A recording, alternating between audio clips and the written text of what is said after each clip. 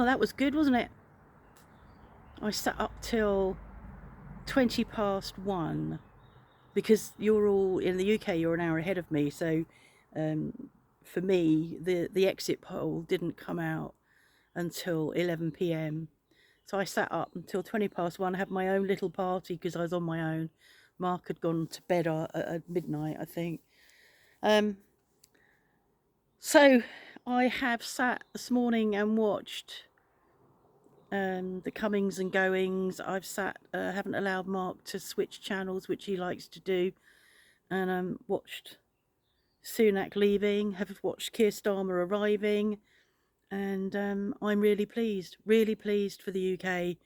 And I think what I've picked up, because I've watched a lot last night, and I'm watching all the all the talking heads, and again this morning, and they interviewed last night. I was watching mainly Channel 4 because they'd got Rory Stewart and Alistair Campbell on there, sadly Nadine Dorries. But there were a couple of young boys that they interviewed in the audience in their early 20s, who have never known in their adult knowing political, potentially knowing life, never known anything but the chaotic, fighting, bumbling Tory government, never known what it's like to be under a Labour government. And it doesn't surprise me that so many perhaps younger people went to reform because they haven't known what a Labour government can do for them, a good Labour government. I'm really convinced that this Labour government will do what they can, will bring back some sense of equality for those at the nearer the bottom of the rung. I'm saying bottom of the rung. In his speech just now, Keir Starmer mentioned nurses, drivers, carers, all of those people that do those jobs that they end up having to go for universal credit to top up their wages. I'm hoping that they can do something for them quite quickly. If they, one of the things I think that they talked about was putting VAT on private school fees. That should raise some money. I don't know how much it will raise. That will be interesting. But I hope that they can do stuff for those people who are completely disenfranchised and have been disenfranchised for years and years and years by the Tories. He talked about action. These are not his words. Action, not words. There's been so much bullshit. There's been so much, bollocks about what we're going to do, and we're going to do this and we're going to do that, but there hasn't been any action. And I hope that you will see that there will be action. I fully expect there to be. He's quite humble, and he hopefully can maintain that humility. He seems to have imbued that into his party, into the people that he will now be giving cabinet posts to. I think they're all going to get their heads down and do some work. I'm recalling, and I don't know when it was during Boris's leadership, that there may have been some, I don't know whether he'd had another leadership election or another election or whatever, where everything was in chaos, everything was in the air. They had an election to say, well, okay, if you don't like it, here's an election. Had the election, then they all pissed off on holiday. Or conference. They pissed off to conference, and then after that they went on holiday, and then after that he prorogued Parliament? So I don't think you'll see any of that. I'm really hopeful. My son posted something that, now we get to see another load of clowns throwing pies at each other. And he wrote it on Facebook, and I've written, I hope you'll be surprised, because I do think you'll be surprised. I think he's had 14 years of chaotic, bumbling cronyism. So I'm really hopeful. So yeah, that's my message. I'm really hopeful for the UK. I found it quite moving. I like watching history as it happens. I don't want to pause. I don't want to wait and watch recorded highlights. I have to watch it. My bladder doesn't know that. So it's like, oh God, he's on his way to, have I got time? He's on his way to Downing Street.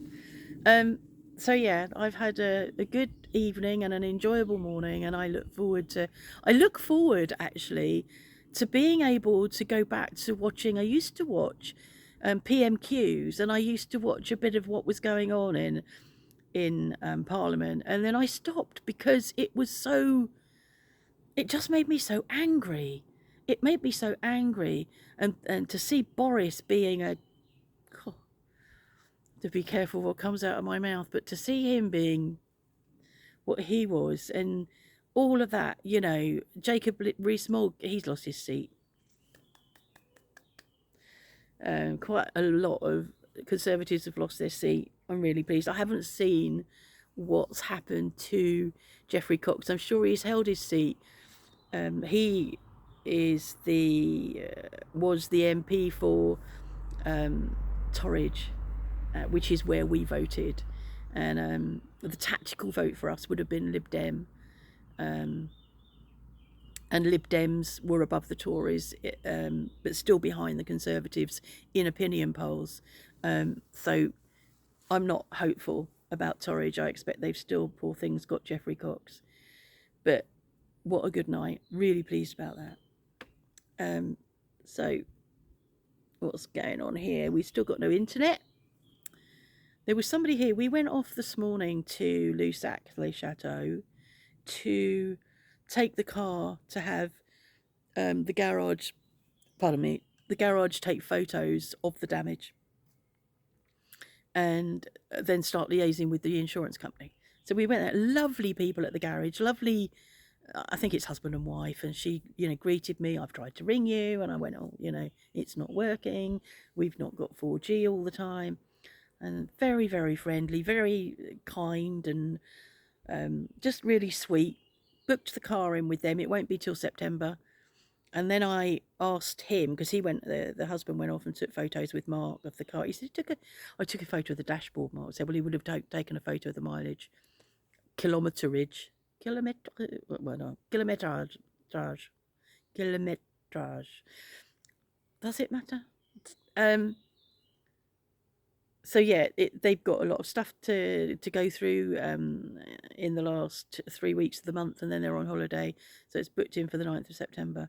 So I asked the guy, how much does he reckon it will cost? I'd said to Mark, I reckon it's less than $2,000, and this guy's saying about 1,500. So I was pretty close. It's not major. And we can drive the car till September. It's not a problem. We could drive the car for another year. Might rust a bit if Mark didn't do anything about the scratches, which normally he would have done, but he hasn't done. Anyway, we went and did that, and then we've come back, and I back in time to see Sunak going to see the King. I mean, it's the first as well, isn't it? The King, it's the first time he's had to accept a resignation and offer whatever it is he offers to the incoming potential. He has to say to him, do you want to, or he has to invite him. Anyway, so we were back in time for that.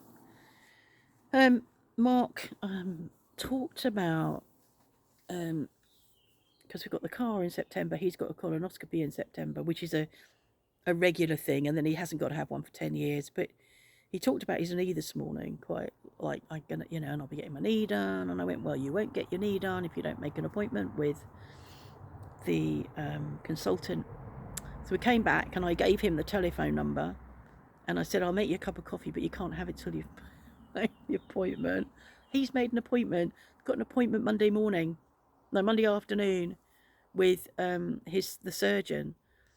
And I've just said to him, if the surgeon says, oh, I can fit you in, I've got a slot next week, would you go? And he went, yeah, probably. So that, I very much doubt that will happen. But it was this time last year that we were gearing up. He was due to have his op on my birthday. So it was this time last year we were gearing up for him to go. And then it got postponed until the end of October. So it would be quite good if he gets him in sooner. But at least he started the ball rolling, which if you don't start a ball rolling, then nothing happens. Mr. Just in Time, it doesn't work just in time. It really irritates me because I don't do just in time, and Mark does. quite different that way. I did see last night on Le Bon Coin some um, ex utility hens, but they were an hour and 3/4 away, which is a makes it a 3.5 hour. I know that that probably isn't it, but that just in my head, a 3.5 hour round trip for us, and I don't. It's too far for us. I find, when we go out, we don't really like going out for that long, especially me. You know, I get really desperate for the loo, and if I don't know where the loo is, it's really causes lots of anxiety. So I'm going to wait because it is around about this time, I think, a month ago that we lost the chickens, and it might be the ones just the other side of Chauvigny become available. So I'd hate to make plans and then find we've gone all that way and I could have just gone up the road. So I'll have a look. Now I've finished watching all of the election stuff, I'll go and have a look on Le Bon Coin. I was looking on there last night, so it may not have changed much. There was somebody here um, looking at the telegraph pole, making notes, taking photos, looking, skulking around, but did not introduce himself to us. And he didn't have what I would, he didn't look like he'd come prepared to do some telecom stuff, but I think he's probably a scout. That's probably not the name. I think he was probably, a scout, and we have an appointment for Monday afternoon for them to come. Well, we now have another appointment on Monday afternoon to go down and see the consultant, which for me is far more important. I don't give a shit about Telecom anymore. I've ordered the Starlinks. That's due to come next week between Monday and Friday. So Telecom, Telecom can do it all. It's outside. They don't need to have access to our. I mean, they probably want to know if it's working. Well, tough. They've let me down twice. I'm not going to be here for their appointment. Unless they get here just after 1, then I might be here. Or if they get here by 2:33, they get here by 4, I might be here. But otherwise, I'm not. So Sunday. So Saturday, I haven't checked with Ludo, but Saturday, hopefully he's coming to do Ida. Depending on what time he gives me, I might actually lock Ida in overnight because she does come in when we put them to bed. And there's water in there and there's food in there and it won't hurt her. I'll put some hay in there, not that she ever eats that hay I put there for her. It won't hurt her to be locked in overnight, apart from she'll be pissed off with me. But that way, then she's captured, because otherwise I'm reliant on capturing her when just before he arrives. And if he arrives like he did last time to shear her, before I've trapped her, which is what happened, we then have a chase going on. So I do need to do some checking with him about that. And then Sunday is our second election, which I don't know how that's going to be. It's yeah, I'm hopeful that that last week's was a protest vote and that people will go out and vote.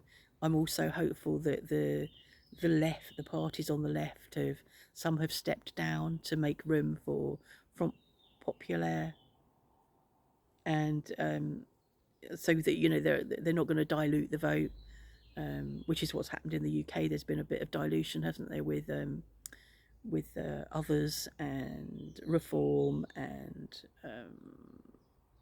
not Lib Dems. Lib Dems did really well.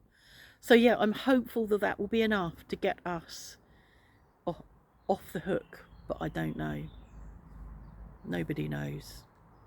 I was going to say something. Oh yeah, Jeremy Corbyn maintained his seat, which I'm pleased about. Oh, and George Galloway lost his, which I'm also pleased about. So it's been really good. I'm really tired, but apart from that, yeah, quite happy really. I'm going to upload this now. It's, what time is it? No idea. What time is it, Jazz? Do you know? Ow, don't bite my hand. Don't bite my hand. I'm not playing with you. No. It's about 2 o'clock maybe. So I'll start uploading this and it might come up quickly. Yesterday it did. Eventually. The one that you got yesterday came up really quickly when it finally got going. So this might. You never know. Hope you're all well, and we'll see you on shearing day. What day is it today? Friday. Yes, I'll see it tomorrow. I don't know whether I'll film it. I filmed it before, but I might film it afterwards, film her afterwards, so you can see how small she really is. Okay, take care. Bye.